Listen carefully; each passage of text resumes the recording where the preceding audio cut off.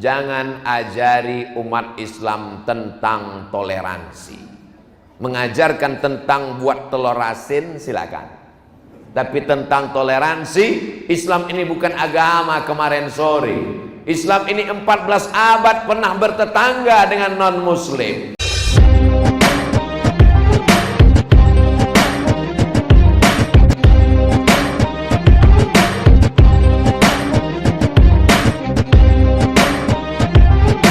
Alhamdulillahilladzi hadana lihadza wa ma kunna linahtadiya laula an hadanallah. Ashhadu an la ilaha illallah wahdahu la syarika lah wa ashhadu anna sayyidana Muhammadan abduhu wa rasuluhu wa safiyyuhu min khalqihi wa khaliluhu adda al-amanah wa ballagha ar-risalah wa nasaha lil ummah wa tarakana 'ala al-mahajjatil bayda lailuha kanahariha la yazighu anha illa halik. Allahumma salli ala sayyidina Muhammad wa ala alihi wa sahbihi wa barik wa sallim. Apa kabar semua jamaah? Kumaha bapak-bapak, ibu-ibu sadayana? Damang, sehat semuanya? Agama Islam ini agama yang selalu mengedepankan jamaah, bersama, tidak egois dan sendirian. Betul? Makanya sholat yang paling afdal adalah sholat berjamaah.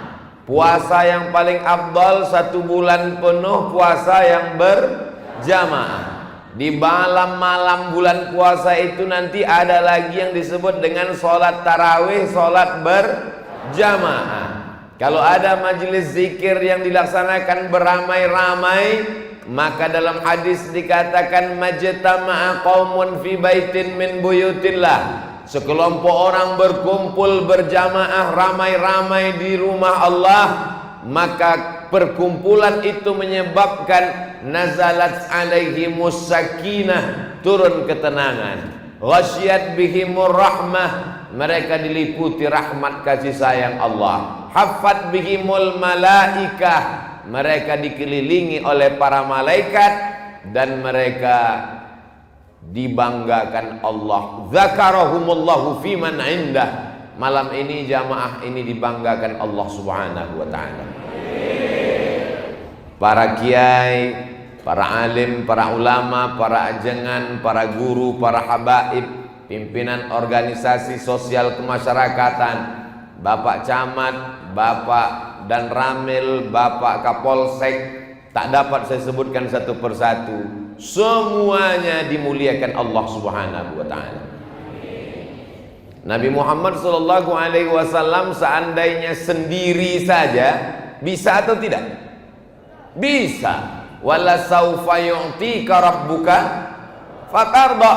Tapi kalau kita lihat dalam perjalanannya, ada orang tua yang santun, Abu Bakar Siddiq. Ada anak muda yang gagah perkasa, Sayyidina Umar bin Khattab. Ada orang kaya, Sayyidina Utsman bin Affan. Ada anak muda yang cerdas, Sayyidina Ali bin Abi Thalib. Ada orang kaya yang dermawan, Abdurrahman bin Auf. Ada perempuan yang cerdas, setengah Islam ada di kepalanya, Sayyidatuna Aisyah radhiyallahu anha. Ini menunjukkan bahwa kalau ada orang berjuang sendirian, maka sesungguhnya spiritnya bukan spirit Islam. Termasuk acara malam ini bisa meriah, luar biasa, dan banyak yang biasa di luar.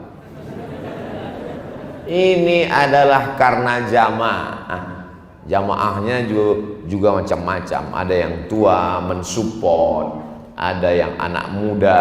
Tadi yang memberikan kata sambutan anak muda. Lalu kemudian anak-anak muda yang mengawal saya dengan berbagai macam seragamnya, banyak sekali. Atributnya juga. Itu di mana jahitnya itu.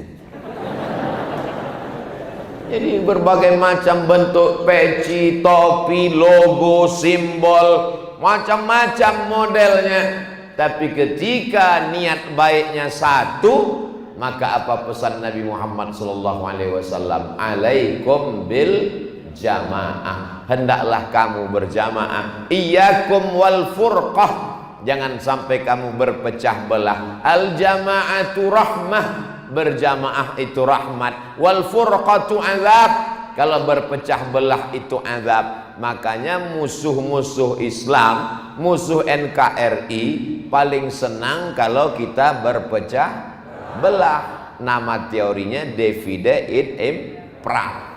Makanya kerajaan-kerajaan itu tumbang bukan karena Belandanya kuat, tapi karena di dalam kita rapuh dan tumbang.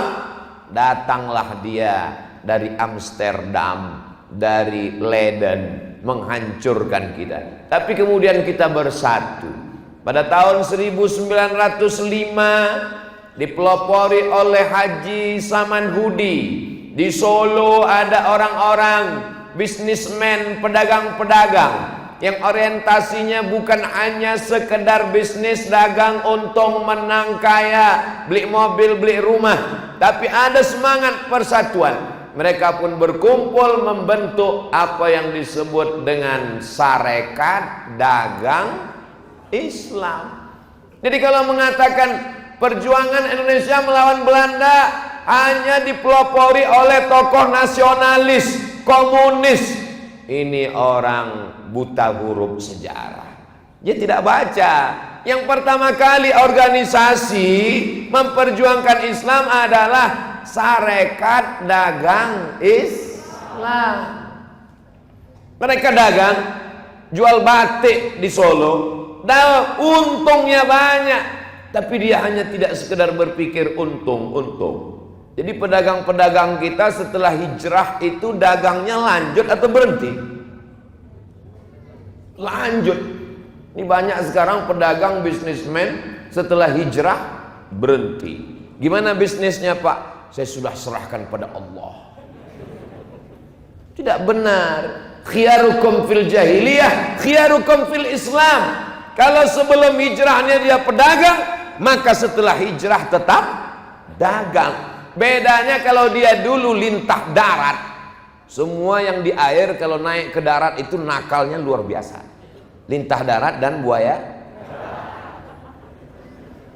Yang dulunya riba, yang dulunya narkoba, yang dulunya pakai dukun, yang dulunya pakai pesugihan, babi ngepet, anjing jangan disinggung. Itu kalau sudah hijrah, maka dia tetap dagang, tetap bisnis. Gimana kamu bedanya sebelum ngaji dengan setelah ngaji? Dulu saya sebelum ngaji, Pak Ustadz, bisnis saya, ruko saya 100 pintu. Sekarang sejauh mata memandang. Ruko siapa? Nggak tahu punya siapa. Ya mesti punya kita. Kalau tidak akan diambil orang. Lalu kemudian pada tahun berikutnya tidak hanya sekedar dagangnya, berubah menjadi Sarekat Islam. Lalu kemudian banyak takhayul, bid'ah, khurafat. Dalam ejaan bahasa Indonesia lama, khurafat itu tulisannya coerapat. Maka singkatan itu disingkat dengan TBC, takhayul, bid'ah, khurafat. Kiai Haji Ahmad Dahlan risau dengan takhayul, bid'ah, khurafat. Akhirnya beliau pulang dari kota suci Makkah Al-Mukarramah, ingin mengembalikan umat kepada ajaran Sayyidina Muhammad Sallallahu Alaihi Wasallam. Dibentuklah Muhammadiyah di Yogyakarta pada tahun 1912. Umat Islam yang tercabik-cabik, terpecah-pecah, ingin dikembalikan kepada persatuan. Wa'tasimu bihablillah. Pada tahun 1923 maka terbentuklah Persatuan Islam. Jadi itu berturut-turut terus.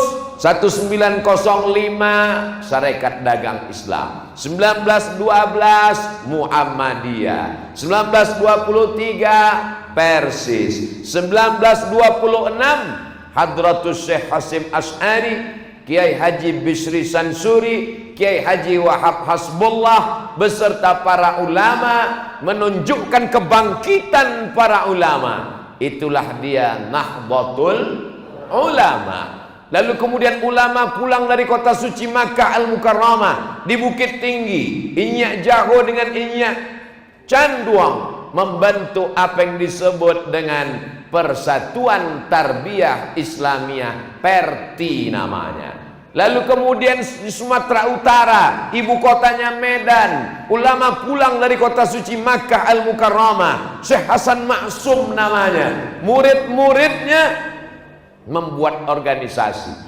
Karena ini sekarang sudah banyak terpecah belah, putus hubungan manusia dengan Allah, putus hubungan sesama manusia, maka dibentuklah organisasi yang menghubungkan yang terputus, sambung menyambung, itu bahasa Arabnya wasal, maka disebutlah dengan Al-Jam'iyatul Wasliyah pada tahun 1930. Jadi dalam rentang 30 tahun dari 1905 ke 1930, 15 tahun sebelum Indonesia merdeka, para ulama tidak hanya sekedar menjadi imam masjid, tidak hanya sekedar khutbah dan tausiah, tapi mereka punya kepakaran, keahlian, kecakapan di bidang organisasi. Lalu kemudian antar organisasi ini menyatu dalam sebuah majelis permusyawaratan. Itulah yang disebut dengan Masyumi, Majelis Syura Muslimin Indonesia. Jadi kalau orang tidak mengerti, dianggap Islam itu tidak ada organisasi, tidak ada kepartaian, tidak diperjuangkan lewat parlemen. Yang tahu dia Islam itu cuma 3: lahirnya akikah, matinya takziah, nikahnya walimah. Itu bukan Islam. Itu namanya acara-acara keislaman. Tapi itu penting. Akikah penting apa enggak penting? Penting bagi yang suka makan kambing. Walimah penting apa enggak penting? Penting. Kalau tidak ada walimah nanti disangka orang hubungannya gelap karena mati lampu. Takziah penting karena kita sedang memberikan kebahagiaan pada orang yang berduka. Tapi substansi dari segalanya, Isra Mi'raj, Maulid Nabi, Nuzul Quran, tahun baru hijrah, halal bihalal, walimah, takziah, tahlil, itu semua adalah berjamaah. Jadi kalau kita memahami seperti itu, terkadang saya hadir di acara Nahdlatul Ulama tapi Persis tidak ada, hadir di acara Persis tapi Muhammadiyah tidak ada. Dalam sejarah perjalanan saya, baru di Garut inilah semuanya hadir. Luar biasa. Ustadz kok tahu semuanya hadir? Tadi di belakang kan dengar kata sambutan. Terhormat Ketua Nahdlatul Ulama, Ketua Muhammadiyah, Ketua Persis, anggota-anggotanya, pemuda Pancasila, brigade, macam-macam. Yang tidak saya sebutkan bukan karena nggak hadir, tapi karena saya nggak ingat.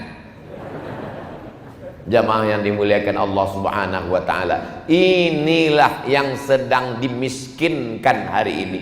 Sengaja dicari titik-titik perbedaan antara yang pakai celana dengan yang pakai sarung, dibenturkan. Antara yang pakai jubah dengan yang pakai kain sarung.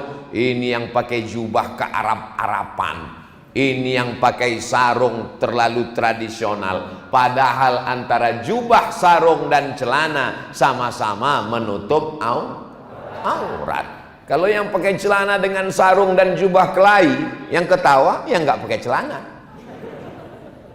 Ini semua penting. Yang sudah pakai kerudung tapi masih setengah-setengah, namanya hijrah pasrah tapi tak rela.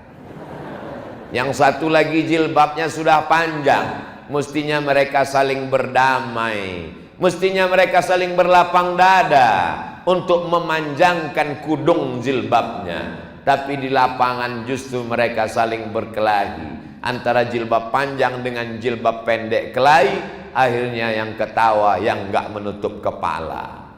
Malah yang tidak menutup kepala bisa berdamai. Lalu kemudian mereka membalik logika berpikir itu. Lebih baik mana? Punya jilbab tapi suka kelahi, atau nggak pakai jilbab tapi orangnya baik? Akhirnya yang jawab pusing, karena yang nanya juga bingung. Kita terjebak pada logika-logika skolastik. Kita terjebak pada pilihan-pilihan yang tidak benar. Pilih mana?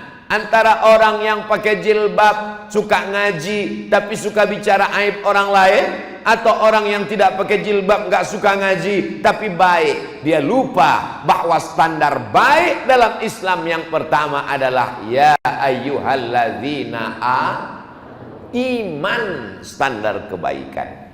Mau meminang laki-laki, meminang anak perempuan, standar kebaikan yang pertama, idza ja'akum man tardawna dinan, din, agama yang pertama. Begitu juga ketika laki-laki menikahi perempuan, apa yang dipandang? Tungkahul mar'atu li arba', perempuan itu dinikahi karena 4. Lima liha, karena hartanya. Li hasabiha, karena nasab keturunannya. Li jamaliha, karena kecantikannya. Li diniha, karena agamanya. Di akhir hadis itu apa dikatakan? Fazfar bidzatid din, pandanglah karena agama. Sekarang dibolak-balik logika berpikir itu. Jangan tanya agamanya apa, yang penting baik.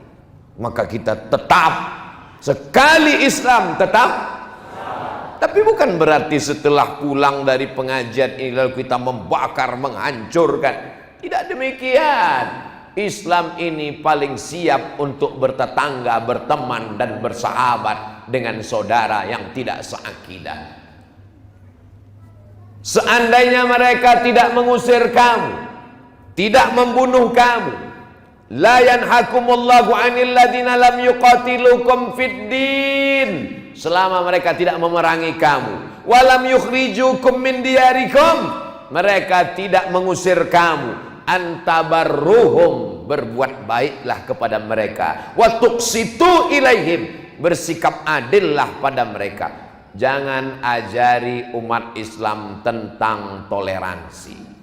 Mengajarkan tentang buat telur asin silakan. Tapi tentang toleransi, Islam ini bukan agama kemarin sore. Islam ini 14 abad pernah bertetangga dengan non-muslim. Di Madinah, Yahudi Bani Nadir, Yahudi Bani Quraizah, Yahudi Qainuqa, Yahudi Khaybar. Pindah ke Mesir. Di Mesir ada Kristen Ortodok Koptik. Pindah ke Lebanon. Di Lebanon ada Kristen Ortodok Maronit. Pindah ke Turki. Di Turki yang berkuasa Konstantin. Tapi mereka datang dengan penuh kedamaian, karena agama mereka adalah agama yang berdasarkan keselamatan. Namanya Islam. Dan Tuhan yang disembah namanya adalah Allahumma antas salam. Tempat tinggalnya nanti di surga bernama wa adkhilnal jannata daras salam. Namanya Muslim. Tiap hari dia berkata, inna salati wa nusuki wa mahyaya wa mamati lillahi rabbil alamin, la syarika lahu wa bidzalika umirtu wa ana minal muslim. Berserah diri kepada Allah. Siapa itu muslim? Man salimal muslimun min lisanihi wa yadi. Selamat orang lain dari lisannya, selamat orang lain dari tangannya. Tangannya tidak kasar, lisannya tidak keras. Abdul Somad itu ngomong aja begitu lisan. Dari tadi ngomongnya keras. Saya tidak keras, mikrofonnya bagus. Kadang orang tidak bisa membedakan mana yang keras, mana yang tegas. Saya tidak keras. Belahlah dadaku, akan kau temukan sutra halus lembut di sana. Jamaah yang dimuliakan Allah Subhanahu wa taala. Poin yang pertama yang ingin Al-Faqir Abdul Somad sampaikan, bahwa yang terpenting di antara semua adalah berjamaah. Alhamdulillah, mengajari orang Garut berjamaah itu sama dengan mengajar itik berenang. Mereka adalah orang-orang yang berjamaah. Abdul Somad bisa datang kemari kan karena mereka sudah berjamaah. Lalu Abdul Somad menceramahi tentang jamaah, mubazir. Lalu apa yang perlu kita jaga? Inna syaitan qad ya'isa an ya'budahul musallun. Setan sudah putus asa menggoda orang Garut. Sudah putus asa. Begitu dia tahu, ini orang mana? Dari Garut. Aku putus asa. Walakin, akan tetapi fit tahrish, dia tanamkan bibit-bibit permusuhan, gesekan-gesekan api kecil. Makanya ini lalang kering. Kalau ada gesekan api kecil, cepat-cepat dipadamkan. Dengan apa? Tabayyun. Dengan apa? Klarifikasi. Dengan apa? Pertemuan-pertemuan. Dengan apa? Ngaji bareng, duduk bersama. Kalau kelihatan wajahnya cemberut, nanya, ada apa guys? Mau dibawa kemana hubungan kita ini? Tapi sekarang susah kita mau ngelihat wajah orang cemberut. Kenapa? Pakai masker. Ustadz kok nggak pakai masker, nggak ikut protokol kesehatan? Dari tadi masker nggak dilepas. Nih. Supaya apa? Jangan ada percik-percikan. Abdul Somad tidak ikut protokol kesehatan. Nih. Kenapa nggak dipasang di mulut? Kalau dipasang di mulut, nanti di layar itu wajahnya nggak jelas. Orang berbisik, apa iya nih Abdul Somad? Perasaan enggak. Jadi semua percikan-percikan itu mesti dihilangkan dengan apa? In ja'akum fasiqun, kalau datang orang bawa berita binaba'in fatabayyanu. Tabayyun dari kata bayan, dari kata tabyin, dari kata tabayyun, artinya jelas. Karena sekarang banyak yang jelas tidak jelas, yang sudah jelas dibuat tidak jelas, karena ada orang-orang yang cari makannya dari tidak. Kalau jelas dia nggak dapat makan, maka dia sengaja membuat yang jelas menjadi tidak jelas. Supaya apa? Supaya orang salah paham. Karena kalau orang paham dia nggak makan, dia makannya dari orang gagal paham. Makanya ceramah saya alhamdulillah sampai hari ini semuanya terbuka. Tidak ada yang tertutup, bisa diakses. Jangan tonton dari video yang sepotong-sepotong. Tonton dari A sampai Z, dari awal sampai akhir di channel Ustadz Abdul Somad Official. Subscribe, like, share, and comment. Bisa dipertanggungjawabkan semuanya. Dan tausiah saya itu pakai poin. Poin 1, poin 2, poin 3. Malam ini akan saya sampaikan 4 poin. Supaya apa? Supaya yang anak-anak sekolah, kuliah biasa membuat kesimpulan. Dan intel-intel laporannya tepat, nggak salah. Bahwa poin yang pertama yang ingin saya sampaikan adalah jaga jamaah. Jamaah sholat sudah melimpah ruah sampai masjid nggak muat, sampai anak muda naik ke atas atap. Jamaah ibu-ibu melimpah ruah sampai ke belakang.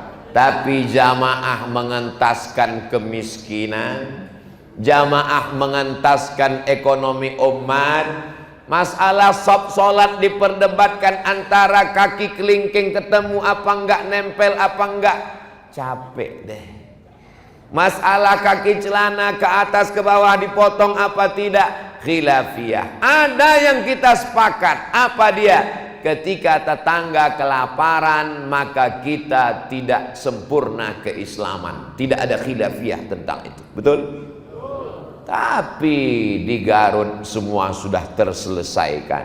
Tadi datang anak muda membawa sendal dan sepatu, ngasih tahu, hai Ustadz Abdul Somad, ini program dari Garut, sendal dan sepatu dari kulit lembu asli Pak Ustadz.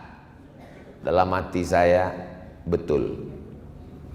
Dan satu sepatu ini akan membantu hasilnya untuk pondok-pondok pesantren yang tidak mampu. Hebat apa tidak hebat nih Garut? Hebat, produknya jalan. Orang sibuk sekarang kena PHK, dirumahkan akibat dari Covid. Berharap Covid selesai dengan 2 kali vaksin. Ibunya datang, Omikron. Tidak pernah selesai. Tapi orang Garut tidak sibuk memikirkan itu. Dia berpikir bagaimana supaya pondok pesantren terbantu, bagaimana supaya orang tidak dapat kerjaan punya kerjaan. Akhirnya tetap makan sapi, kulit sapinya dibawa ke pabrik buat sepatu, hasilnya tidak dinikmati sendiri. Dan tanah yang subur, cantik, indah ditanami kopi, kopinya dijual, minta endorse sama Ustadz Somad.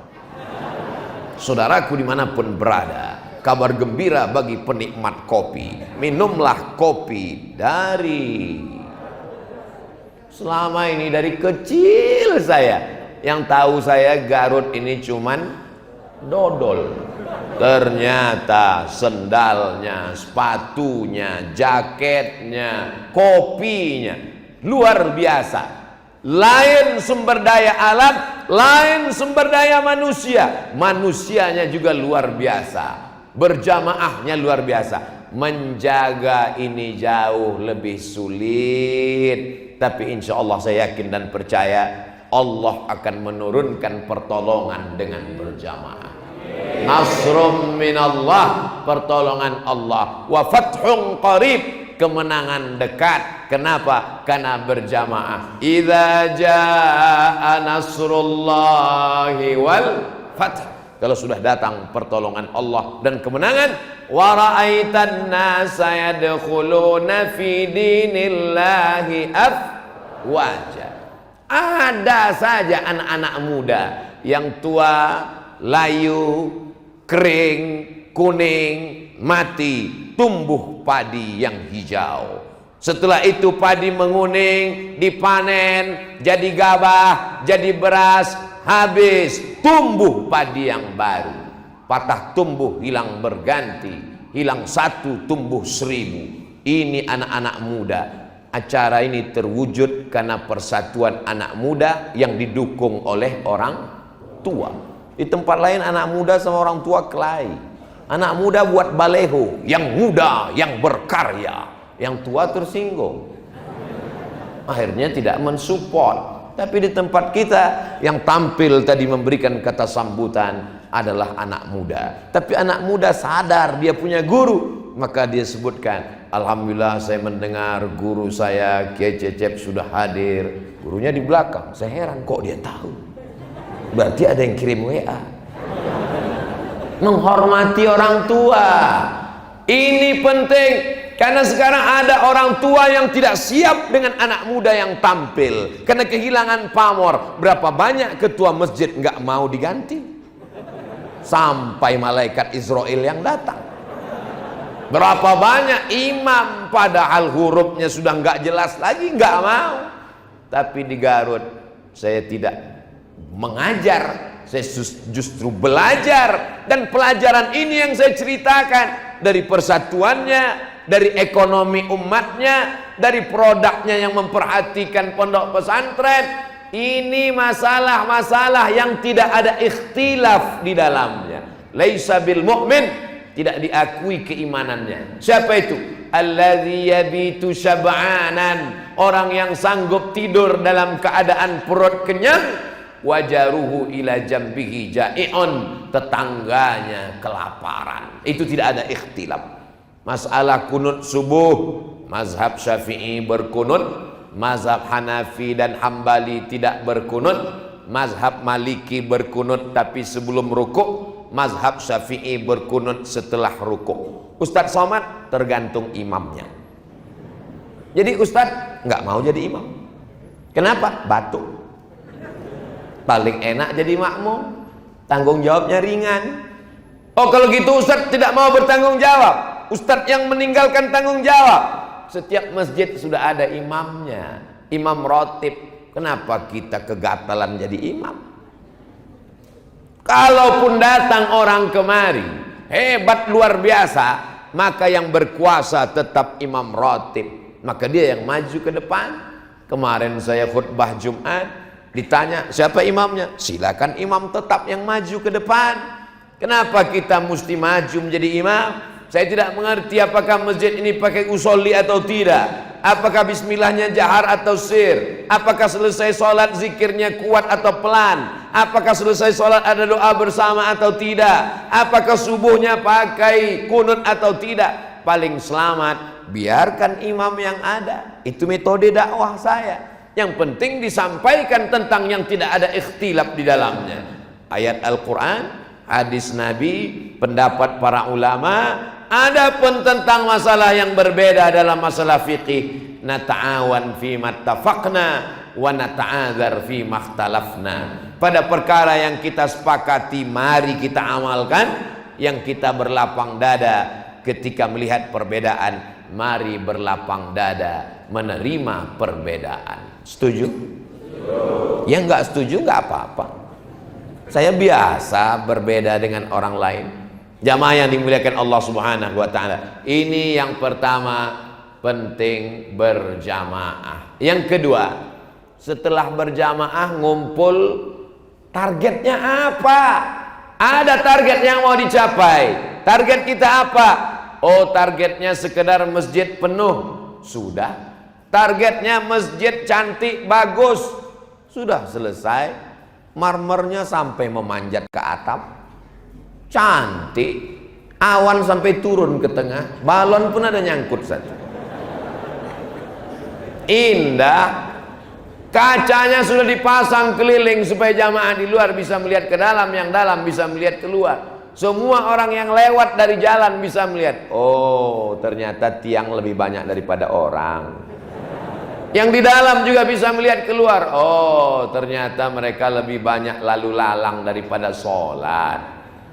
Saudaraku yang berada di luar, kami melihat kamu di luar seperti melihat ikan mas koki. Kami sedang berada dalam akuarium yang besar. Jamaah yang dimuliakan Allah, target kita ke depan apa? Targetnya jangan lagi ada anak umat Islam yang tidak bisa baca Quran. Maka kita kirim guru-guru agama ke pedesaan, ke perkampungan. Setuju? Dikoordinir. Di sini yang kurang guru MDA berapa, guru ngaji berapa. Dari maghrib ke isya mesti ada yang ngaji, mesti ada yang jadi imam. Di satu daerah ada pondok pesantren, ada penghafal Qur'annya, banyak santrinya, tapi numpuk. Tapi di satu daerah tidak ada yang mengajar ngaji, tak ada yang bisa jadi khatib, tak ada yang bisa jadi imam. Ini kedua kelompok ini sedang saling membutuhkan. Mereka memerlukan guru mengaji, mereka tidak tahu mau mengajar kemana. Siapa yang bisa mengkomunikasikan ini? Inilah pentingnya dakwah ke perkampungan, ke pedesaan terisolir. Apa itu Abdul Somad? Ngomong tentang dakwah di perkampungan. Dia ceramahnya cuma di kota-kota aja. Kalau yang ngundang bupati, gubernur, pejabat datang, tapi kalau di musola kecil nggak mau datang. Ini berarti belum lihat Instagram Abdul Somad. Saya ini ustadz hutan, masuk hutan keluar hutan, masuk kampung keluar kampung, sampai ke suku pedalaman, suku terasing, masuk ke dalam suku anak dalam di Jambi, masuk ke suku Akit bersama dompet duafa, masuk ke suku Talang Mama, naik perahu, naik sampan, digigit pacat dan lintah. Semua sudah dialami, dijalani. Jadi sampai hari ini masih ada program-program ini. Tidak bisa ternyata kita masuk ke pedalaman. Kenapa? Karena mereka masyarakat yang inklusif, tertutup, bahasanya berbeda, adat istiadatnya tak sama. Mereka tetap merasa kita asing. Kalau gagal kita masuk ke dalam, maka anak-anaknya yang ditarik untuk disekolahkan, masukkan ke pondok pesantren. Tidak cukup hanya kelas 6 pulang, kita mesti kuliahkan dia selesai S1. Tempat tinggalnya di mana? Carikan masjid-masjid yang perlu imam. Setelah tamat 4 tahun, nanti selesai itu kemana? maka kita siapkan musola, pondok pesantren di pedalaman tempat dia belajar. Supaya apa? Supaya mereka kembali ke kampungnya, tidak lagi melihat orang asing yang datang ke negerinya. Ini metode dakwah. Inilah yang dilakukan oleh Nabi Muhammad sallallahu alaihi. Orang Yaman belajar Islam ke Nabi, dikirim pulang. Apa kata Nabi? Uktubu li Abi Syah, tuliskan khutbahku untuk Abi Syah supaya dia pulang ke Yaman. Sebelum Nabi hijrah, itu sahabat-sahabat yang datang dari kota Al-Madinah belajar Islam ke Nabi, pulang membawa Islam. Falaula nafara min kulli firqatin minhum ta'ifatun, jangan semuanya perang, mesti ada 1-2 orang liyatafaqahu fiddin, belajar agama. Setelah dia belajar agama, dia pulang ke kampungnya, liyunziru qaumahum, untuk memberikan peringatan. Puncak akhirnya adalah la'allahum yahzarun, mudah-mudahan orang masyarakat di kampung menjadi orang yang takut kepada Allah Subhanahu wa ta'ala. Setuju? Kalau saya yang masuk di desa terasing di Jawa Barat, di masyarakat Sunda, mungkin tidak diterima. Kenapa? Karena saya ngomongnya terlalu keras. Orang Sunda ini kan lembut. Gimana Bapak? Apa kabar? Sehat? Kalau apa kabar? Sehat? Jadi kaget dia, nggak sesuai. Maka jangan paksakan Abdul Somad yang datang ke sana, tapi anak-anaknya yang kita tarik, masukkan ke pondok pesantren, disekolahkan.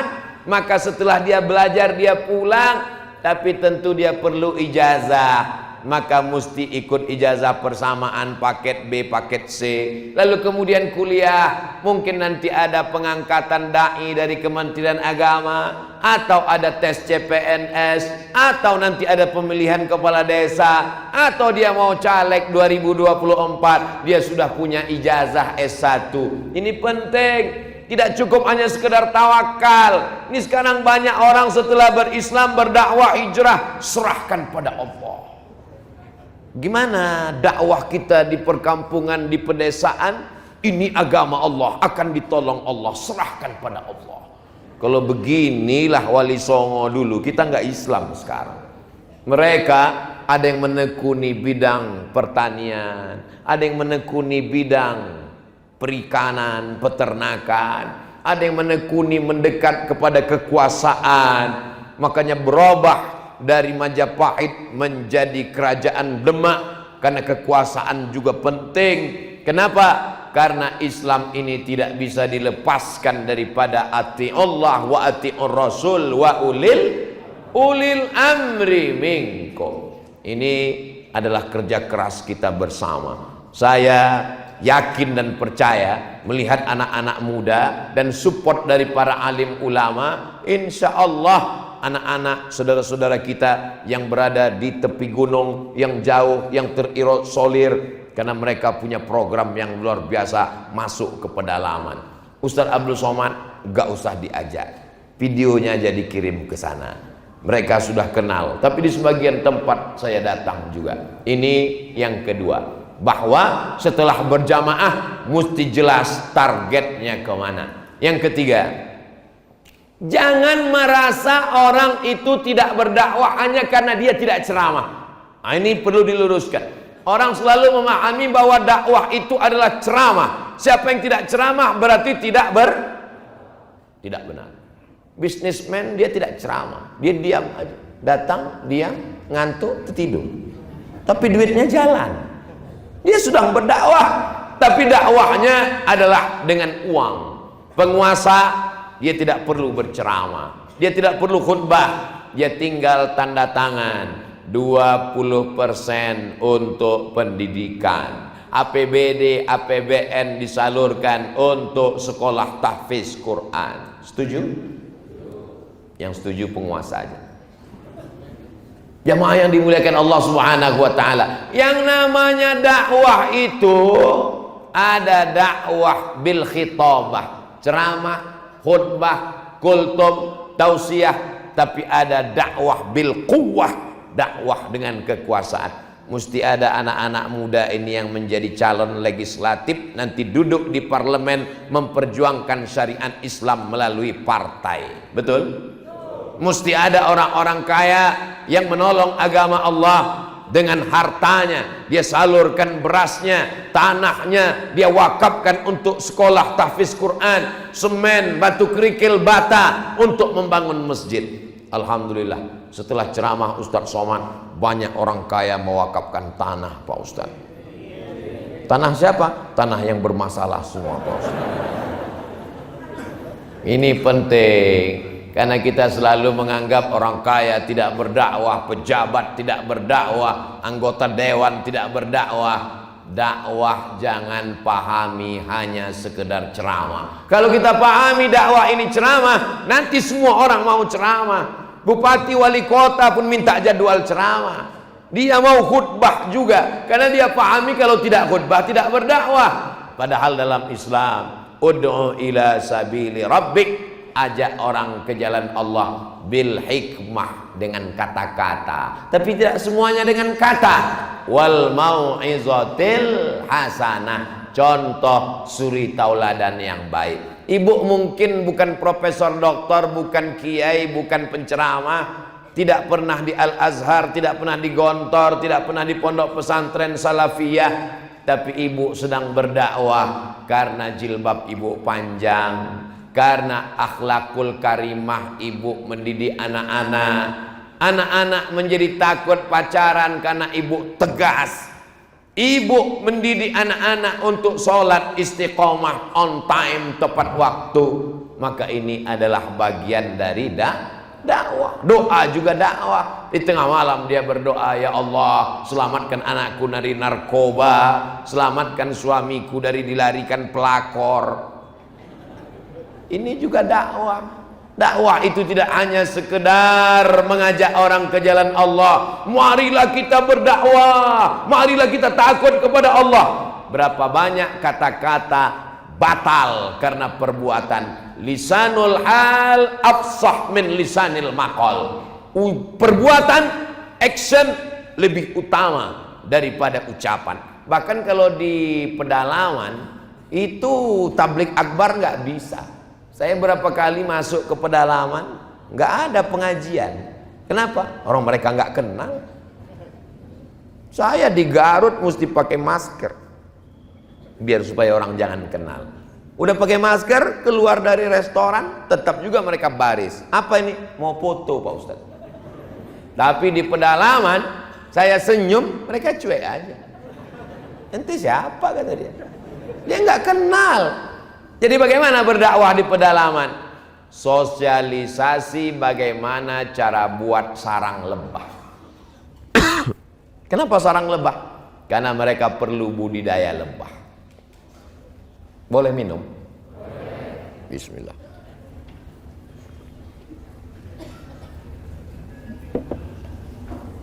Ada suara saya di belakang. Di pedalaman justru yang ampuh adalah dokter-dokter.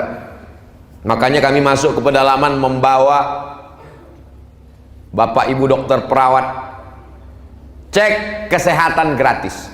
Ibu-ibu hamil gratis, khitan gratis. Makanya kalau ada adik-adik dari fakultas kedokteran, buat dakwah pedalaman, khitan gratis, daftarkan anak dan suami Anda. Ini lebih bermakna. Kenapa demikian? Karena di dalam mereka tidak mengenal ceramah. Tapi begitu diadakan acara pengobatan gratis di halaman masjid, sahabat-sahabat saudara kita senegara NKRI, tapi tidak seakidah, masih animisme, masih menyembah pohon kayu, batu dan hantu, mereka datang mendekat ke masjid. Ketika masuk waktu sholat, mohon maaf Bapak Ibu, kami sholat dulu ya. Mereka duduk, selesai. Mereka bawakan kita kelapa untuk minum. Dia tahu kita tidak minum dari tempat mungkin bekas khamar, lalu kita minum air kelapa. Dia bawakan kita ikan hasil tangkapannya. Dia tahu kita makan ikan, tidak yang lain karena haram. Dia tahu, mengerti. Mungkin bapak-bapaknya tidak bisa lagi diceramahi, tapi anak-anaknya, dakwah melalui anak-anaknya.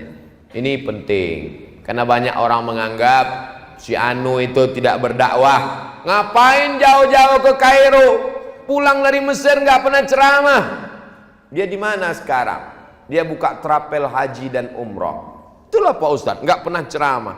Loh, dia memang nggak ceramah, tapi hasil dari trapel haji dan umrohnya, dia berangkatkan imam-imam, khotib-khotib, guru ngaji, dia berikan santunan. Ada bupati wali kota yang tidak pernah ceramah, tapi dalam programnya memberikan santunan tiap bulan pada penggali kubur. Penggali kubur tidak pernah diperhatikan, padahal orang mati tidak bisa menggali kuburannya sendiri. Siapa yang memperhatikan penggali kubur? Siapa yang memperhatikan yang memandikan jenazah? Ibu-ibu perhatikan itu, siapa yang memandikan jenazah. Karena kalau tidak kita perhatikan orang yang memandikan jenazah, memangnya mau jenazah kita dimandikan dorsmer? Penting. Nampaknya sepele, remeh-temeh, tapi kita tidak memperhatikan. Ada orang yang memperhatikan itu dengan APBD-nya. Dibuatkan Badan Amil Zakat Nasional. Orang-orang yang berhasil bisnisnya, bayarkan zakatnya ke Badan Amil Zakat Nasional. Karena kalau cuma satu orang bayar sendiri, hanya cukup untuk orang di sekitarnya saja. Tapi kalau umat sudah menyatukan zakatnya, maka banyak yang terbantu dan tertolong. Ini juga bagian dari dakwah. Pertama, berjamaah. Yang kedua, bahwa kita mesti punya target apa cita-cita ke depan. Yang ketiga, jangan menghukum orang tidak berdakwah hanya dia tidak ceramah. Poin yang terakhir, yang keempat adalah bahwa siapa di antara kita yang paling mulia? Bukan Abdul Somad yang dapat kursi dan meja malam ini. Masya Allah, namanya panjang sekali. Yang mulia boleh jadi yang tidak tampil malam ini ke depan, tidak memberikan kata sambutan, tapi acara ini terwujud karena tetes peluh keringatnya. Maka di hadapan Allah dia lebih dulu masuk surga daripada kita. Betul? Itu untuk menyenangkan hati mereka yang tak tampil malam ini. Inna akramakum indallahi atqakum. Yang paling mulia di sisi Allah adalah yang paling takwa, paling takut kepada Allah. Jadi saya takut, dalam hati saya di tengah malam saya bangun sendirian, ada rasa takut. Jangan-jangan amal ceramahku ini sudah habis, dihabiskan oleh follower, viewer, dan subscriber. Apalagi yang tertinggal? Yang tertinggal hanya Allahumma sholli ala Sayyidina Muhammad wa ala ali Sayyidina Muhammad. Jangan pernah angkuh dengan amal kita. Kalau bukan karena saya, gak jadi acara itu kemarin. Kalau bukan karena kami, gak terwujud. Ini bisikan-bisikan setan. Tapi jangan lupa, setan itu kerjanya cuma ngipas-ngipas aja. Kalau tidak ada apinya, setengah mati ngipas tidak akan mungkin terbakar, karena tidak ada api. Apinya itu datang dari kita. Setan hanya nambah saja. Jadi sebetulnya setan ini pun tidak terlalu salah juga. Kadang kasihan juga kita dengan setan. Dikit-dikit setan, dikit-dikit setan. Kata setan, aku cuma dikit. Kita yang salah. Kita yang menghidupkan apinya. Api keangkuhan, api kesombongan, api egois. Karena saya, karena kami, karena ormas kami, karena komunitas kami, karena persahabatan kami. Makanya semuanya berawal mesti wa ma umiru illa liya'budullah mukhlisin, ikhlas. Air kalau bercampur dengan daun teh jadi air teh. Kalau bercampur dengan biji kopi, air kopi. Kalau bercampur dengan susu kambing, jadi air susu. Bercampur dengan gula, jadi air manis. Tapi air yang tidak bercampur dengan apa-apa, itulah dia air yang ikhlas. Malam ini saya dikasih air ikhlas. Ustadz, jangan dikasih air yang bercampur karena lehernya panas. Kalau dikasih air gula, pita suaranya rusak. Kasihlah dia air yang ikhlas, yang tidak tercampur, terkontaminasi dengan apa-apa. Apa iya Abdul Somad itu ikhlas? Jangan-jangan dia datang kan karena diundang. Dia semangat kan karena orang ramai. Dia semangat kan karena mikrofon sound sistemnya bagus. Sama seperti orang kuliah. Kamu cari ilmu apa cari ijazah? Saya cari ilmu. Kalau cari ilmu nggak usah urus ijazah. Kamu nikah karena ngelihat wajahnya atau cinta? Karena cinta. Kalau memang betul cinta, jatuh cintalah dengan nenek-nenek. Itulah cinta yang paling ikhlas. Jadi kalau ada anak muda masih update status, bukan berarti merusak keikhlasannya. Kalau malam ini ada yang posting berita, bukan berarti merusak keikhlasannya. Justru yang tidak jadi beramal karena takut dipuji, itu justru menjadi riya.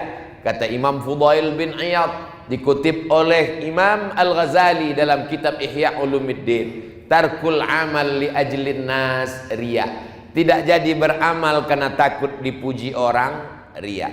Kamu sudah menggabungkan diri dengan remaja masjid, saya takut riya.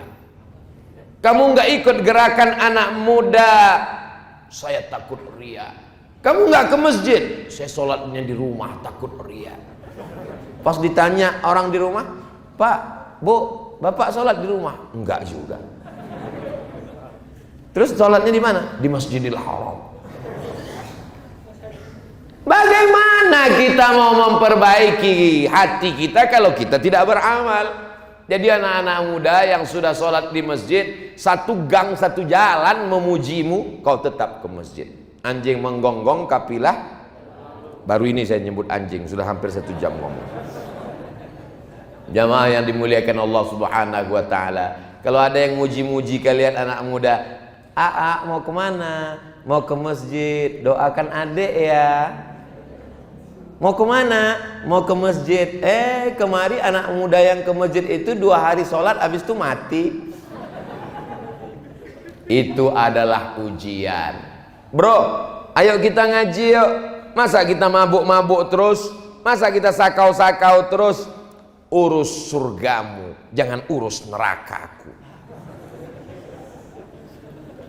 Ini ujian dakwah. Aku mabuk, uangku. Aku sakau, diriku. Aku pakai narkoba, bukan urusanmu. Memang bukan urusanku. Tapi kalau gempa tsunami datang, yang hancur bukan cuman rumahmu. Rumahku juga ikut datang. Memangnya kalau bumi ini bergoncang, cuman rumah yang mabuk aja yang bergoncang? Rumah yang ke masjid, masjidnya pun bergoncang juga. Memangnya kalau banjir bandang datang, airnya ngelihat, kita masuk kemana ya? Ke rumah ini aja yang sakau nih. Masuk semuanya. Makanya kita diajarkan amar ma'ruf nahi mungkar. Tapi kalau ada kawan yang hijrah, yang taubat, jangan katakan gara-gara saya. Kenapa dia sekarang nggak minum lagi? Saya yang menyelamatkan dia. Kalau nggak udah masuk neraka jahanam itu. Karena Allah. Allahumma hdina, berikan kami hidayah. Wahdi bina, orang lain dapat hidayah melalui jalan. Bisa jadi karena lisan, tapi bisa jadi bukan karena lisan. Kamu tobatnya kenapa? Pernah dia ceramahi kamu? Enggak. Terus kamu tobat kenapa? Saya ngelihat dia waktu anaknya operasi, dia tetap sholat berjamaah. Disitulah saya terkagum-kagum dengan dia. Malah saya nggak respect dengan si Anu itu. Bolak-balik ngajak sholat berjamaah, tapi nggak sholat berjamaah. Ini semua adalah dakwah. Dakwah mengajak orang ke jalan Allah. Tapi siapa yang paling mulia di antara kita? Yang mulia adalah yang paling ikhlas. Doakan Abdul Somad mati dalam keadaan la ilaha illallah. Doakan guru-guru kita semuanya panjang umur, sehat badan. Kiai kita matta'anallahu bituli umurihim, kita mendapatkan nikmat barokah karena usia mereka panjang insyaallah. Amin. Seandainya umur kita sampai besok pagi, tambahan amal soleh. Seandainya kita mati malam ini, berhenti dari buat dosa. Simple, tidak ribet, tidak jelimet, tidak susah, tidak payah. Ustadz Somad, kami akan berangkat ke Papua, tolong doakan kami berjihad karena kami menjaga NKRI. Andai kau duduk di rumahmu dengan istrimu, dengan anakmu, pun tetap mati kalau ajal tiba. Berapa banyak orang mati habis jogging? Berapa banyak orang mati sedang ceramah? Berapa banyak orang mati sedang baca Quran? Berapa banyak orang mati sedang tidur? Berapa banyak orang yang perang tapi tidak mati, pulang dalam keadaan sehat? Mati kuasa Allah. La haula wala quwata illa billah. Berangkatlah menjaga NKRI, selamatkan Indonesia, selamatkan persatuan bangsa, kuatkan istri dan anak di rumah. Kalau tak mati kata Allah tidak. Tapi jangan gara-gara ini lalu besok pergi kerja nggak pakai helm. Istrinya nanya, nggak pakai helm? Kalau tidak mati kata Allah. Tidak. Memang nggak mati, tapi kena tilang. Jamaah yang dimuliakan Allah Subhanahu wa Ta'ala, ini sekarang ada orang yang amat sangat menjaga hatinya, takut nggak ikhlas lalu tidak beramal. Ada orang yang semangat beramal tapi karena ingin dinilai orang lain. Kedua-duanya tidak benar. Kita beramal, kalau ada bisikan-bisikan dalam hati, istighfar, minta tolong kepada Allah. Pujian tidak membuat engkau melambung, hinaan tidak membuat engkau murung. Like tidak membuat engkau semangat, dislike tidak membuat engkau kehilangan semangat. Ustadz sudah sampai ke level itu? Belum. Terus kalau Ustadz ngelihat dislike gimana? Ya lanjut aja terus. Tinggal balik jempol aja kan? Haters and lovers, dua-duanya tetap ada. Dunia ini tidak pernah kosong dari orang baik dan orang jahat. Pernahkah dunia ini kosong dari orang baik? Tidak. Pernahkah dunia ini kosong dari orang jahat? Tidak. Adakah manusia yang jahat terus nggak ada baiknya? Tidak. Ada kawan saya Pak Ustadz jahat terus, berarti setan. Adakah manusia yang baik terus nggak ada baiknya? Nggak ada. Kalau baik terus nggak ada salahnya, malaikat. Salah terus nggak ada baiknya, setan. Kita bukan setan dan bukan pula malaikat. Kita adalah manusia, kadang baik, kadang jahat. Tapi ada yang levelnya sudah mutmainnah. Ya ayyatuhan nafsul mutmainnah. Subuh berjamaah, duha, istiqomah, zuhur berjamaah, nggak pacaran, ikut ngaji. Mudah-mudahan anak muda yang hadir malam ini yang pacaran segera putus. Lebih 40 putus semua kayaknya. Putus menjelang subuh, besok duha dipinang dengan bismillah. Yang bilang amin yang udah ada calon aja. Yang belum ada calon, Allah akan mendatangkan calonnya insyaallah. Kuat sekali, amin. Sulitkah bagi Allah mempertemukan engkau? Tidak ada yang sulit. Man from laki-laki dari Mars, woman from Venus.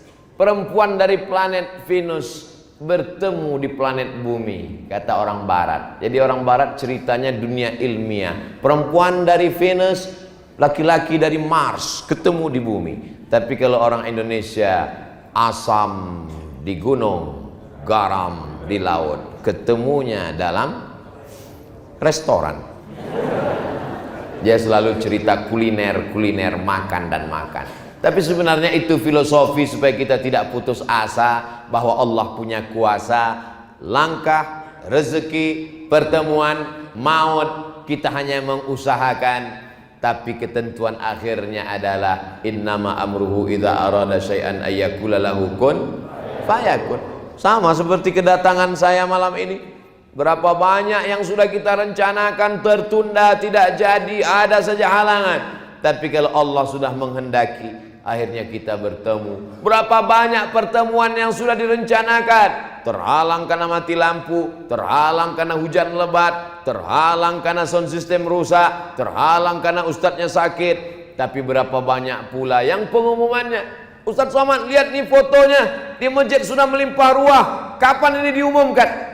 Siang tadi, baru siang diumumkan. Jamaah sudah datang melimpah ruah. Siapa yang mengikat hati manusia sebanyak ini? Apa ada pembagian sembako ini? Apa ada pembagian sawer dari caleg ini? Tidak ada. 2024 masih jauh. Ini yang membuat datang adalah kecintaan kepada Nabi Muhammad sallallahu alaihi wasallam. Hai Abdul Somad, selama yang kau sampaikan ayat Quran, selama yang kau sampaikan hadis Nabi, selama yang kau sampaikan solawat yang baik-baik, kami ikut dengan engkau. Tapi begitu engkau salah, engkau melenceng, kami yang akan meluruskan engkau pertama kali. Siap?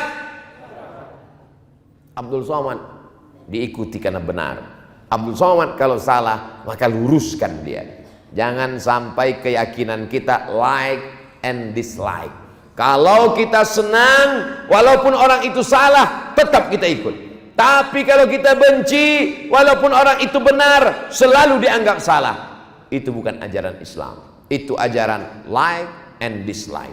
Kita tidak demikian.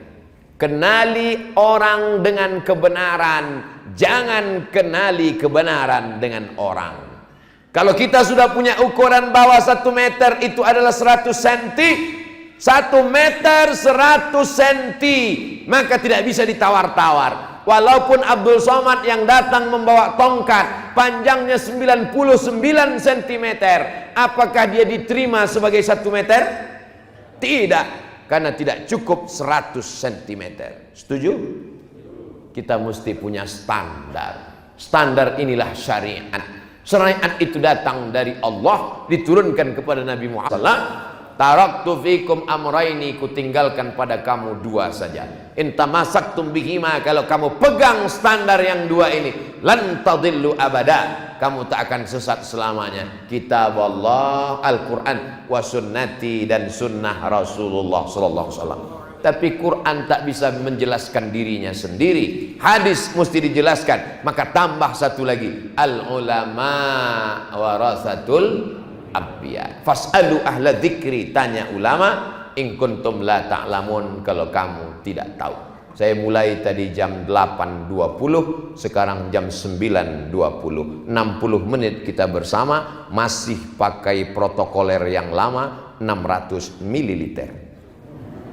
Jamaah yang dimuliakan Allah Subhanahu wa taala, kalau ada yang bertanya siapa yang hadir tausiah tadi, Ustadz Somad, apa yang dia bicarakan? 4 poin. Apa yang 4 itu aku pun gak ingat karena ngantuk betul tadi, berat kepalaku.